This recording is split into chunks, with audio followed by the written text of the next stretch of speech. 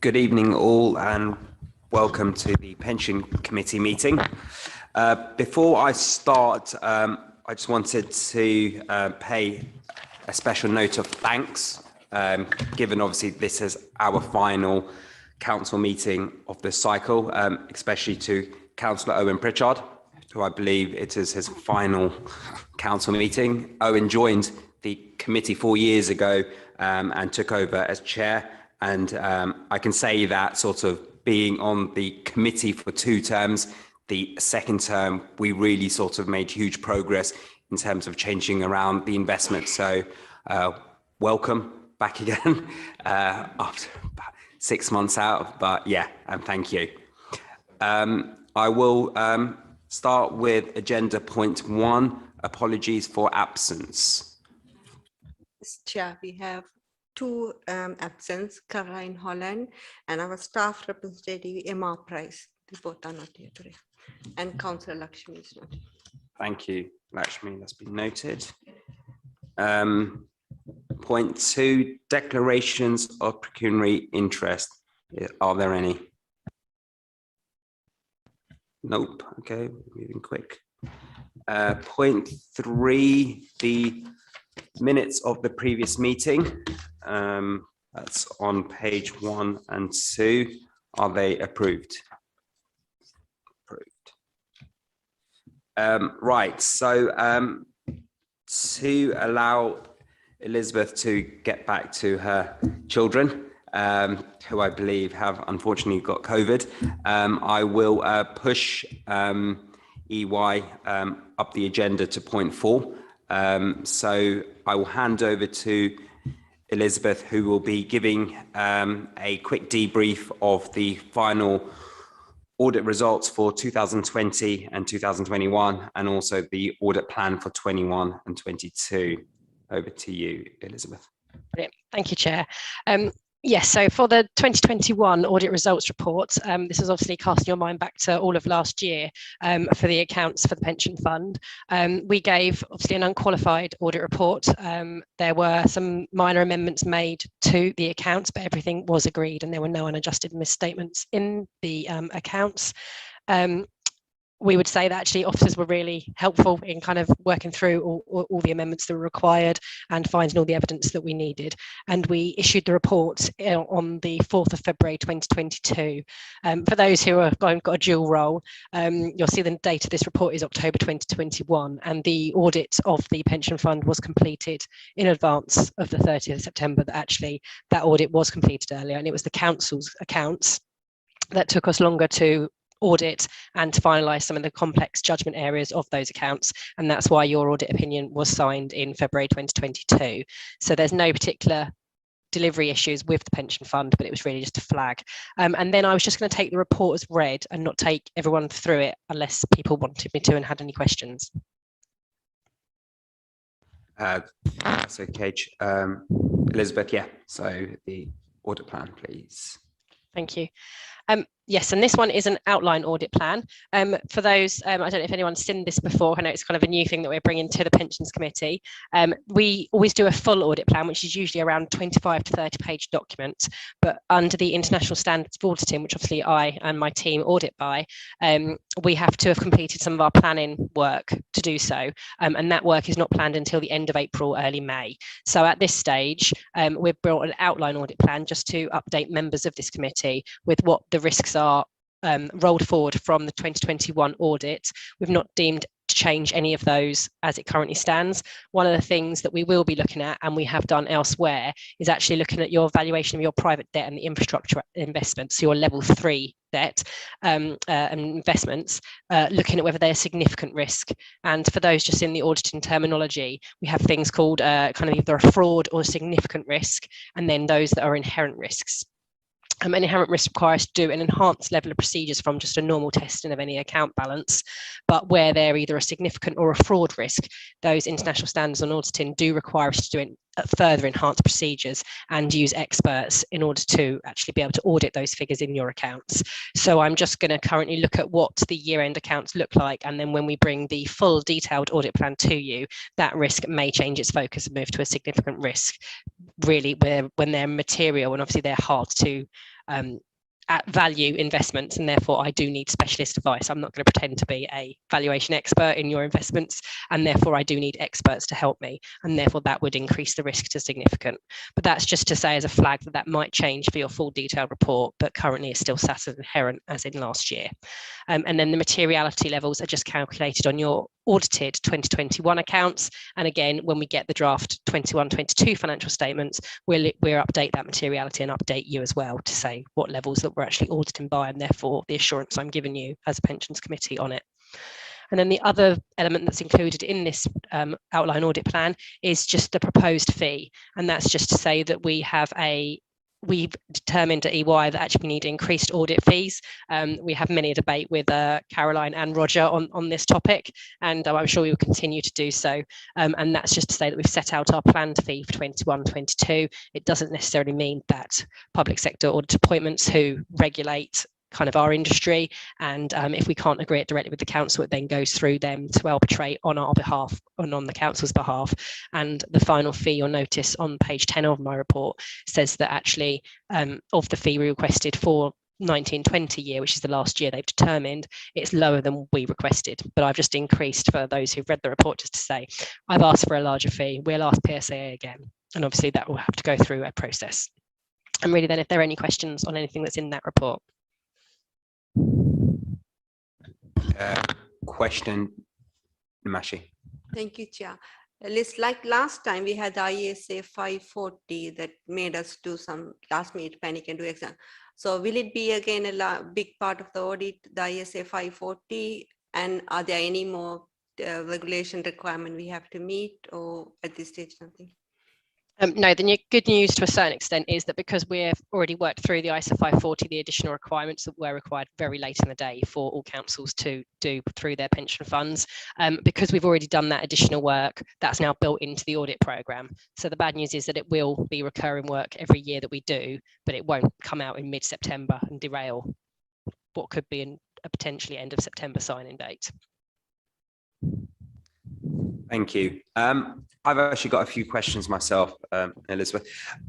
So on page 72, so we can see for 21-22, we've got to be confirmed for the going concern, which is sort of ISA 570, PBSC assessments, and also the ISA 19 work.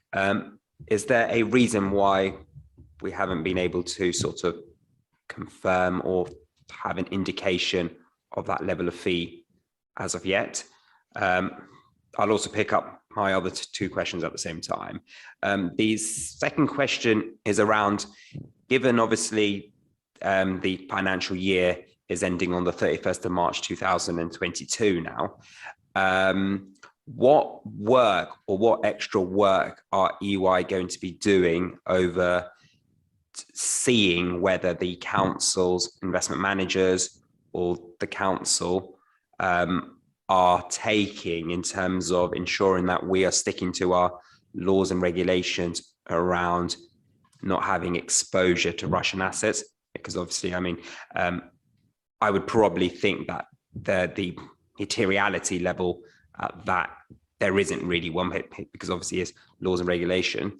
And just finally, which it could be an incorrect point, ISA 315, does that impact the work that's going to be happening in the council going forward in terms of as the controls around the council's investment managers? So taking those in turn, the fee is to be confirmed on 2 of those areas, and we could have put in a range for the areas, but at this stage, because we haven't undertaken any work on the 21-22 accounts, I'm not sure of what that work level will be. It depending on kind of your going concern if anything changes, which is unlikely to in the next week, but you never know. If something changes and therefore we have to do much more enhanced audit procedures, if a council or pension fund has particular money kind of concerns or cash flow issues, obviously which it wouldn't be at the pension fund, but it's more so on the council side, then we obviously have to use consultations, and we do my technical team and our professional practice team, and that then obviously gets an enhanced audit cost. So I can put in for the next version of the full audit plan, if that would be preferred by members, to include a range, so like the 2,000 to 6,000 for the going concern and PBSE assessment. That's a realistic range of what it would sit in, and just depends then on the level amount of work that we had to do above and beyond that as to then be that additional fee. So I can do that if members would like. On the Investment Managers Council, the laws and regulations point, yes, we will be looking at the Russian exposure that you have. That will be part of what obviously is your held at year end. And if you have any Russian investments within your pension fund, and I know there are some through the London Civ, obviously the valuation of those is obviously the key risk that we'll be looking at. So if you hold a certain value of investment, if you keep them at that value, that then we'll obviously be looking at what you've done to assess whether that value is correct based on kind of the Russian banks being closed. Obviously, by the time we actually come to sign the audit opinion, which will be end of October, early November, then obviously the world potentially could have changed quite a lot within that period. And therefore that'll be one of those things that we'll keep up to date to ensure that year-end valuation, and that there aren't any post-balance sheet events that need to have occurred in relation to any investments held. On ISA 315, yes, we do look at the control environment. It's kind of wider than looking at individual elements of it. So it depends on the controls that you've got in place. So kind of where you've obviously got your fund managers reporting to you tonight, and obviously the meetings that they have with officers and management to ensure the pension fund is running as kind of the council and pension fund requires. We ensure that all those are in place and that you are getting regular updates, regular reporting like you have tonight. If we weren't seeing that happening, then yes, that would be a control weakness, and we would identify that. And again, I suppose it's that you're using a reputable firm and someone that we've heard of from an EY perspective, or if you were kind of ditched like a well-reputed firm and kind of chose someone very local to you and that you suddenly got their advice, then we'd be questioning that. So that's hopefully answered your queries. Thank you, Elizabeth. Any other questions? No. Well, thank you, Elizabeth. Yeah, no, so on point one, yeah, if we could get that, the range, and echoing Councillor McCabe's views on standards and general purpose. Yep. If we can try and sort of keep the cost down, we would appreciate that. Noted. Thank you. Thank you ever so much, and apologies for dipping off. I do appreciate it. Thanks ever. Thank you, Elizabeth. Right, so we're now on to agenda item 5, which is the quarterly fund performance from October to December 21. So I believe we'll start off with Roger. So I'll pass over to you now, Roger. And thank you, Chair, and good evening, everybody. Just briefly, you've got the report in front of you. Just briefly for the public part of the report, members will note that during the 3 months up to the end of December, the fund increased by just under £30 million. Although we do acknowledge that since then, of course, there's been some turbulence internationally because of Russia's actions in Ukraine, etc. And so we would expect the values to be somewhat changed from this. But obviously, we've got a few more days to go, and although the markets are picking up, we will be interesting to see what the value is at the end of the financial year. But during the 3 months to December, the fund did increase. During that 3-month period, fund assets returned some 3.4% against a benchmark of 4.2%. So they did underperform against the benchmark of 0.8%. So it was fairly close. Interestingly, over the last 12 months, the fund has returned 11%. And importantly, for the last 3 years, bearing in mind we have a triennial valuation following the end of this financial year, the fund has returned an annualized return of 13.9%, just under 14%, against an actuarial assumption of some 4.8%. So that will be important for the triennial evaluation, which our actuaries will be undertaking. at the close of the financial year. Members will also recall that the fund has benefited in the past from being overweight in equities, and that was simply because we were waiting for a number of underweight mandates to be drawn down. Those underweight mandates are in property, private credit, infrastructure, and multi-asset credit. And while we're waiting for that money to be drawn down, which a large proportion of it is still waiting to be drawn down, we're overweight in equities, and we benefited as a fund from that. But members will also recall that last meeting we took an action to divest ourselves of that equity overweight, which was some 130 odd million. And I'm pleased to report to members that we made that change and moved out of equities in good time for what was a reduction in the equity market, given the results of the international events that I outlined earlier. So we did avoid quite a significant drop in our fund value by acting as prudently as we did then in reducing our equity exposure. So I think that's all I'm going to say for the purposes of the public element of the meeting, Chair. Happy to take any questions on that outline. Any questions? I have a comment to make, not a question.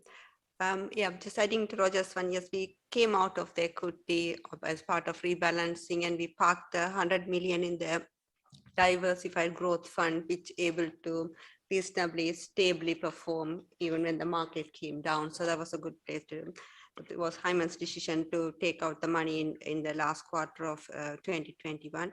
And I just want to draw your attention to page 6, because we are fast approaching for the next valuation.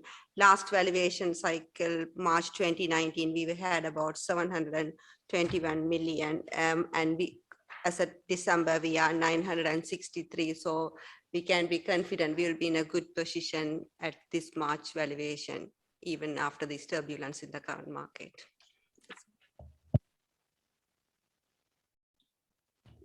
Thank you, Kameshi. Hyman, do you want to say anything now, or?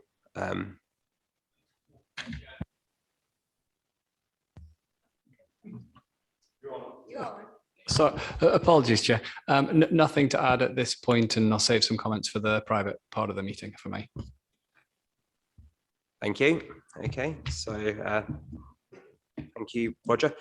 We're now on to agenda item 6, and we have an update by the Pension Shared Service at Merton Pension Administration. So this is quite an important bit. So this is looking at the administration side, so the membership, the pensioners, the day-to-day running of the scheme, rather than the investment side. So this is a tutorial in a way.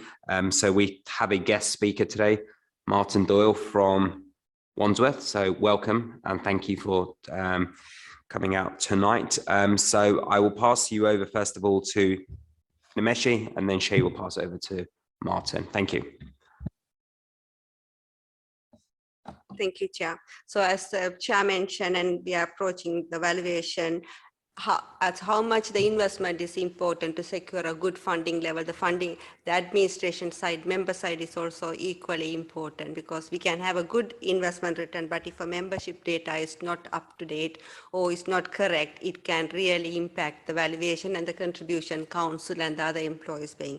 So it's that much important. That's the reason we want the committee to look at the administration side at this committee meeting. And I'm not going to go into detail because Martin will show the detail, but as for Merton, Wandsworth is managing the administration services for Merton as well as other 5 other councils. And now I'll hand over to Martin to talk in detail. Thank you, Chair. Thank you, Nima. So this is for the talk that these slides that were prepared. Okay. Thank you, Chair. So just to introduce, I think it's my first time at the committee, so just to introduce what we're doing. We're a shared service, 5 London boroughs: Camden, Merton, Richmond, Waltham Forest and Wandsworth. And we also have a relationship with Bromley Council to do some oversight responsibilities for Bromley Council. So overall, there's 28,000 active members and about 230 employers that we're overseeing, and 70 payroll providers. So we have joined together as a partnership all those councils to get that resilience, strength and depth to face the upcoming challenges. In terms of what we do, we are focused on the administration of the pension for our LGPS members. Administration would mean getting the record set up for new starters, opt-outs, retirements, transfers, deaths, survivors. The council also has an external ABC, additional voluntary contribution arrangement to oversee. And we have, as well as keeping those records up to date, we contact members by law. We have to contact them each year for their annual benefit statements. So we maintain the policies across the boroughs. Although we're a national scheme, there is a lot of local discretions. So we have a LGPS discretions policy for each fund, and so we coordinate keeping that in line with any changes in legislation. We also have communications policies, and since 2020 we've had a pensions administration strategy which helps our relationship with our scheme employers. We have about 31 employers in the Merton Fund, and with about 17 of those have active members. So of course the London Borough of Merton is our main employer, but we have the others as well to connect with and form relationships with. So that's an ongoing process with forums and reaching out to the employers. And we have our online presence. So we have a dedicated website for all our members to go and find out information. And we've launched the member self-service portal for members, which we'll look at in a moment. In terms of what we see as the challenges, just looking at on the slides, we looked at the over the last few years, what's happened to the LG and what is happening to the LGPS since 2012. What happened in 2012, it was auto enrollment. The government made mandatory workplace pensions. And so that's drawn in a lot of members over the years to our pension scheme. So it has changed since 2012, when we had about 4.6 million members nationwide. Now it's over 6 million members. So a big increase over those years, and a change to the dynamics as well. We used to have fairly even ratio of actives, deferred members, and those retirees, but now it's skewed towards the deferreds, people coming in and out of the scheme in a short space of time, and obviously means more calculations in a shorter period. People who wouldn't previously have joined the pension scheme are being drawn in by auto enrollment, and it just means the membership is continuing to increase. And that's the same with scheme employers. It's doubled in size. And the challenge for having a lot more employers, often they're smaller employers, and there's that kind of single person risk for the LGPS when you have smaller employers. There's only probably one person in the organisation who knows about the LGPS, and if they leave or go on sickness, there's a gap, and that's a risk for members. So it just means more engagement to keep them fulfilling their duties. So in the slides we've shown that the change in Merton membership over the last five 5 years. And the biggest increase, as we were saying, is in that deferred category. The leavers is the biggest increase. But over the last 5 years, a significant increase in Merton members. And so the challenge is not only for Merton, but for all LGPS funds, is all the complexities of the legislation, all the changes. We moved from a final salary scheme back before 2014. And as with all the big public sector pension schemes, we've now all moved into care. But it wasn't a simple transition. There were a lot of transitional protections and underpins that meant that all those earliest schemes are still part of the current scheme.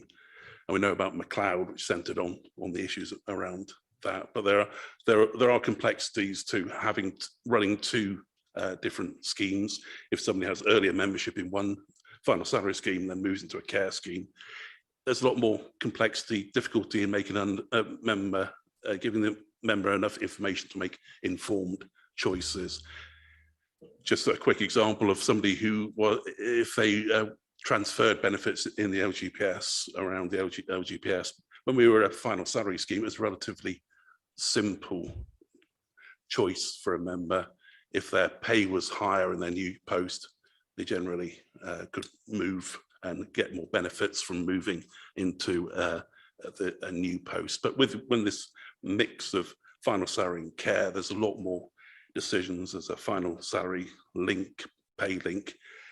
And so instead of one decision, there's probably 8 different scenarios that they have to think about whether it's a good idea to transfer. So it's moved from a simple conversation to a lot more complexity and a lot more information that has to be given. We've also got more governance and regulatory oversight. We know that we've got a good governance project. We'll have consultations in the summer, and more demands in the new code from the regulator we expect in the summer, as well as more McLeod regulations. So all of that has to be understood by the staff and then explained to members. So obviously recruitment and retention, it takes longer to train staff, so keeping hold of those staff is more becomes more needed. And in general, now we know that 50% of all crime, according to the ONS, is now financial online, including online crime, and the cyber risk is a big challenge moving forward. And what happens if we weren't to get it right? Well, the dangers of if we don't get the information, if for example, if there was a cyber attack and attacks to our IT, then it's a danger that we miss data, we get the data wrong, backlogs, and reputational risk. So our data has to be protected, it has to be clean. So it's a combination of getting that clean data from employers and then getting it onto the system and then protecting it on the system. So what we're doing to meet the challenge is introducing more, we're rebalancing to get cleaner data onto our system. So we've got a system called iConnect, which is an automated system of taking information from employers directly from their payrolls onto the pension administration system. It prevents that manual handling of transposing figures. So hopefully that will always mean that there's cleaner data on the system. And we've got our new member portal, our member self-service portal, where it's very visible that people can see what their benefits are, and it follows the government's desire to have that pensions dashboard, that freely available, visible information for members.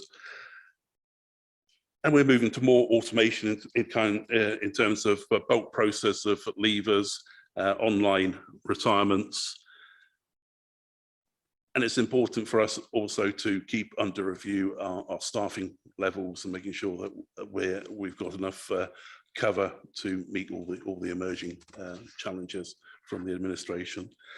And finally, just on the member self-service, we're out of all our group of partner councils, we're pleased that Merton Council has the highest uptake of member self-service for its LGPS members, and they certainly will see the benefit of that because they can see in real time the growth of their benefits. They can make changes to their nomination of who they'd like any death grant lump sum to be paid to.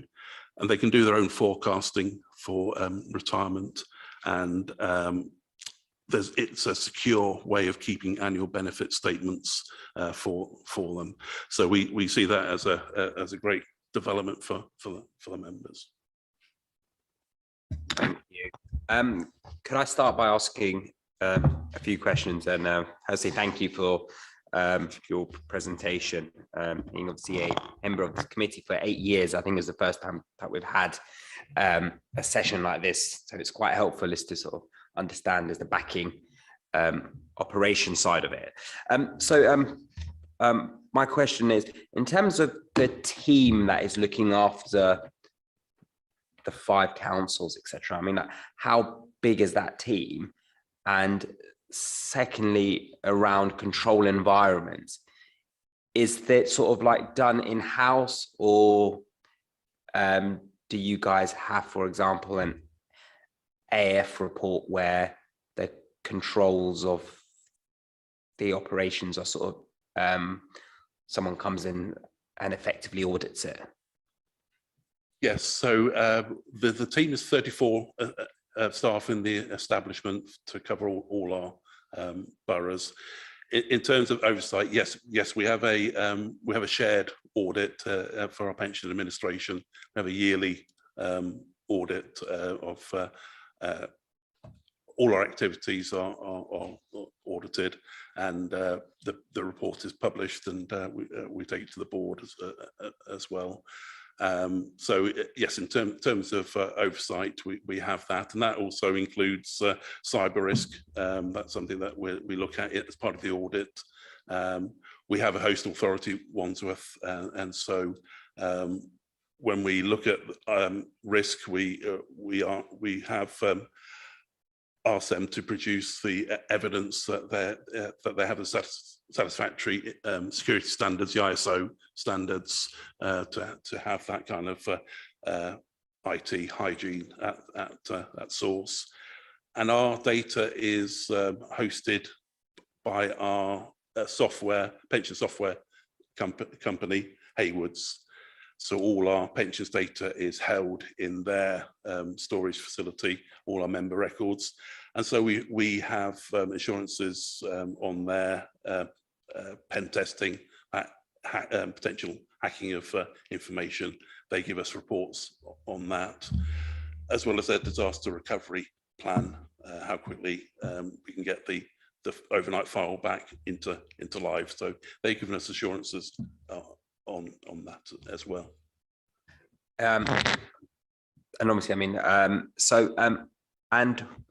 you obviously spoke about saying that the members within Merton's uptake is better. So just obviously for my own educational, so if, for example, a deferred member is hitting to retirement age, what sort of communication does your organization sort of provide? So I mean, how would a member, or take it even a pensioner that is an elderly member, and then say a dependent or a surviving spouse is to sort of take on their pension? I mean, how does the communication work in terms of keeping them involved? Because I know there are quite a number of pension schemes, I mean, private pension schemes, where they are sort of sending out quarterly newsletters, this is what's happening, and etc. They've obviously got forms just to go around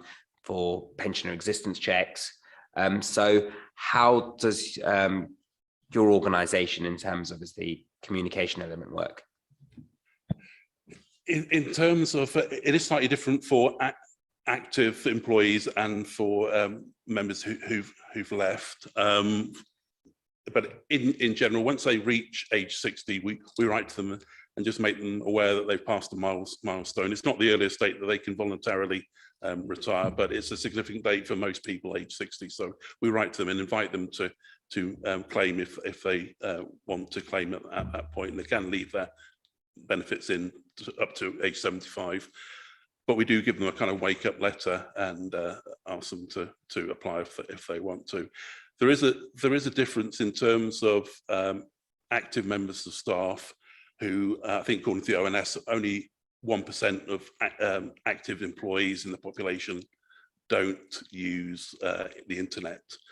So it's quite easy to contact them, whether it's through the intranet or staff emails or through MSS.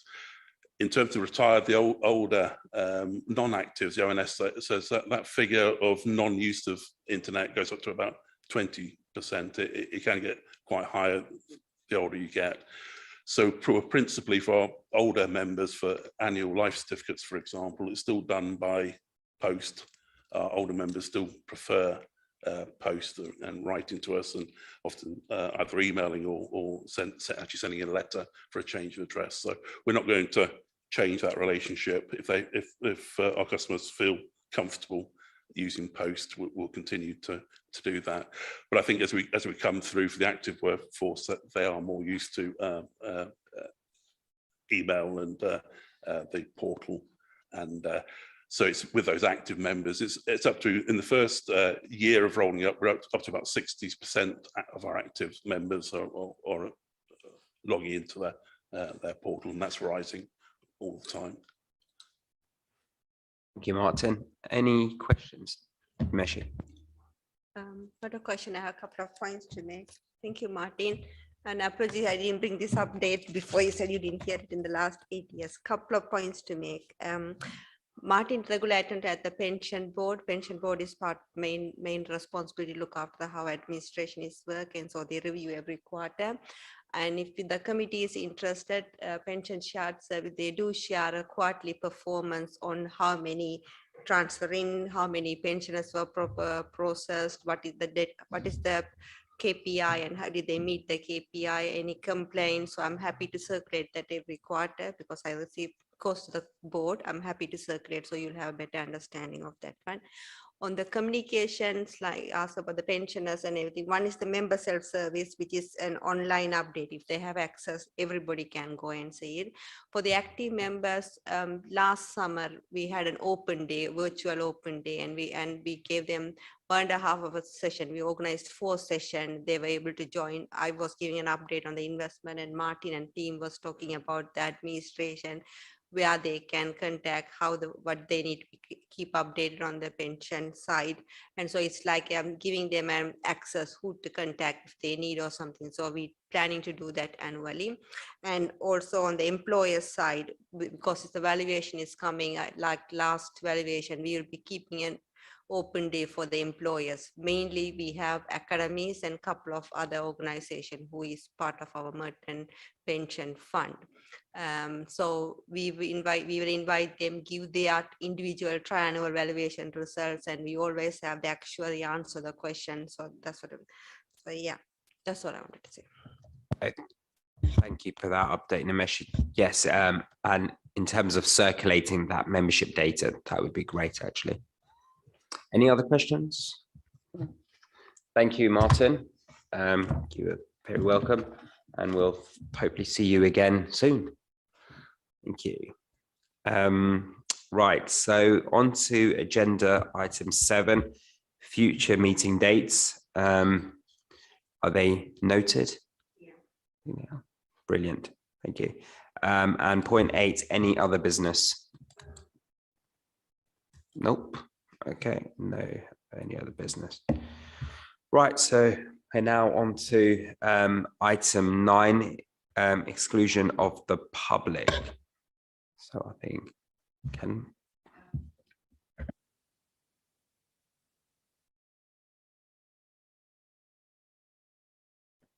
okay, yeah, yes. So For point 9, so to resolve that the public are excluded from the meeting during consideration of the following reports on the grounds that it says they are exempt from disclosure for the reasons